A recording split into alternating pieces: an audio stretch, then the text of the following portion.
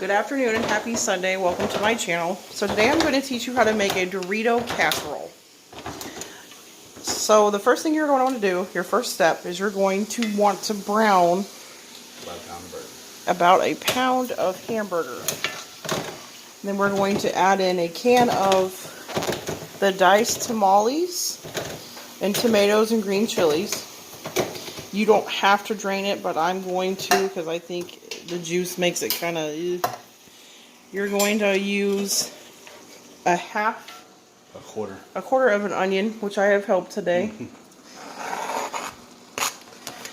You're just going to mix that all together. You want I feel like you're going to want the tomatoes and onions to kind of cook with it. I like to add cumin. You don't have to because the taco seasoning will more than enough cover it, which is what you're going to add next. You'll want an envelope of taco seasoning. If you don't get it done all the way, then it can kind of make it... I feel like you can't tell that the hamburger's done. So I try to cook the meat as much as I can far ahead before I add the taco seasoning. So see, we're doing pretty good. The meat's getting real brown. So go ahead. Add the packet of taco seasoning. And see, you should have a lot of juice in there. That will also help with mixing it better. And then for flavor, I like to add a little bit of cumin, which would be this spice here. I don't go crazy, and again, I don't measure anything, so please excuse what I'm doing, but just a couple of shakes, just like that. Be careful because it's very pungent. To me, it kind of, cumin smells like, it's like a beefy smell. Now, you're going to let this cook on the stove, and it's going to get nice and brown. You're going to make sure the hamburger, I guess the burger doesn't necessarily need to be cooked all the way through because it is going to bake in the oven. Our next part that we're going to do is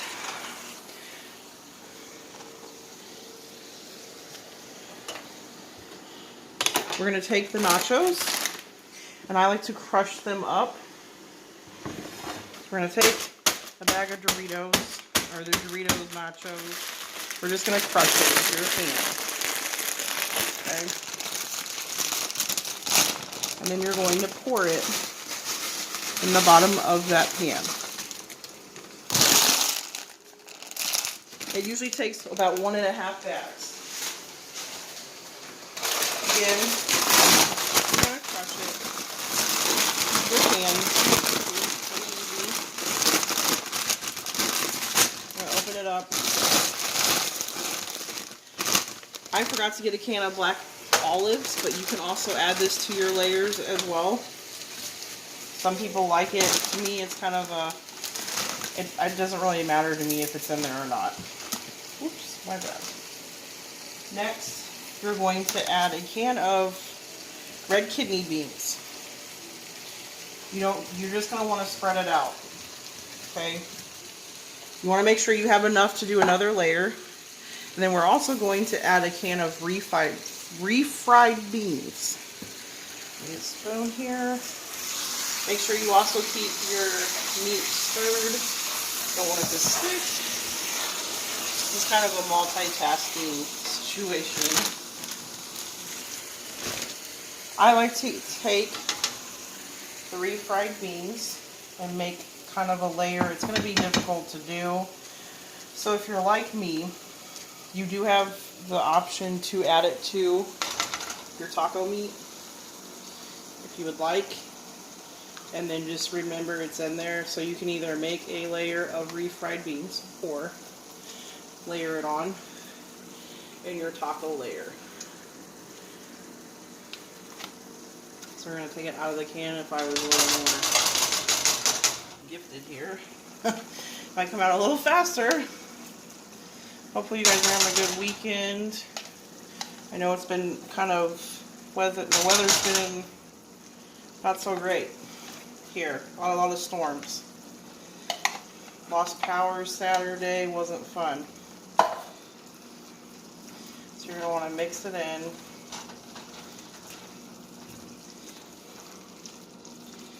I might take it a minute or two.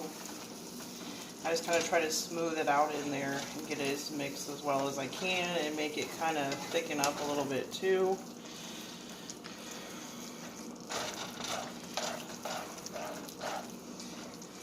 This usually makes enough for me to have leftovers too. And I do have about 4 people that I feed when I'm making things. So, I mean, we take this for lunches for several days. And it does reheat well too, and it travels well. I don't really think it has a really nasty aftertaste or in it. You know, sometimes things don't always refrigerate well. This one I feel like refrigerates really nicely. There we go.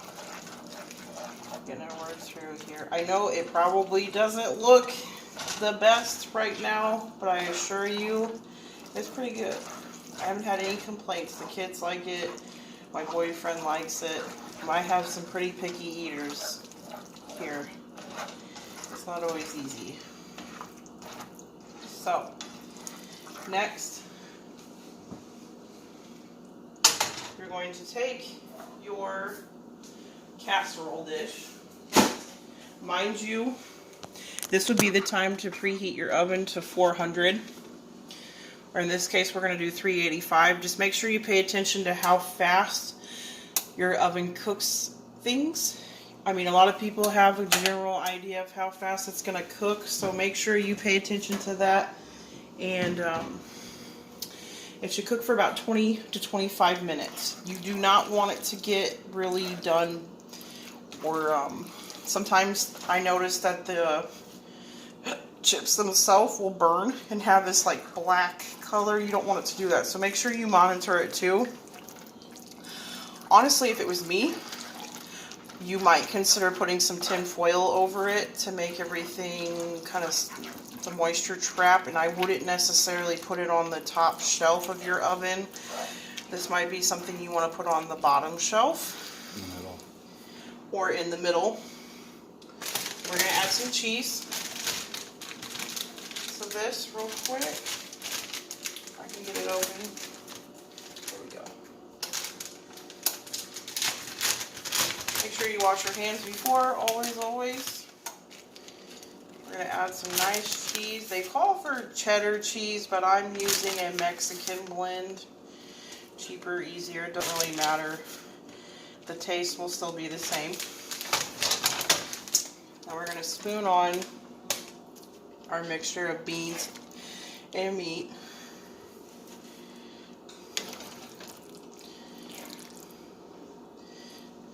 I don't think they make white spatulas anymore, but you know, why not? It does the trick. It's just a little bit harder to spoon in.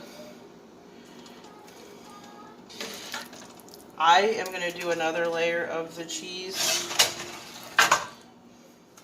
Mind you, I am left-handed too, so that makes everything harder. I think left-handed people suffer more. This is pretty easy. I mean, self-explanatory. Now, make sure you kind of smooth it out a little bit too.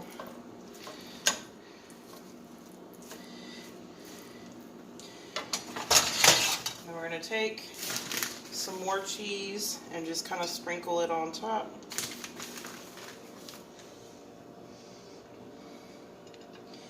I'm kind of a messy person when I cook, but I make sure it's cleaned after, so ignore me with the mess. If you're like me, you're probably OCD and looking at that going, wow, you make a lot of the mess. So it gets cleaned up. Then we're going to take our other layer, or the last part of our nachos, Doritos. Again, hold on. Just kind of smooth it out. And then get our last part of the meat.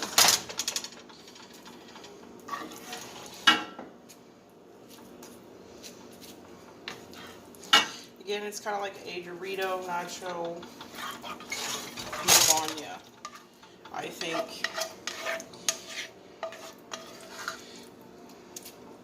Don't forget you still should have some leftover beans too to go on top of it. So let's not forget that. I suggest to cover this, but I don't. And it usually turns out pretty good. Do that. And just, you're not going to have a lot of the bean mixture to go on top, and that's okay. Just going to spread it across and add our beans. Again, it doesn't need to be that perfect. We're just trying to add the top layer. And we're going to add the cheese. One more time, but this layer of cheese, you want to make it nice and thick.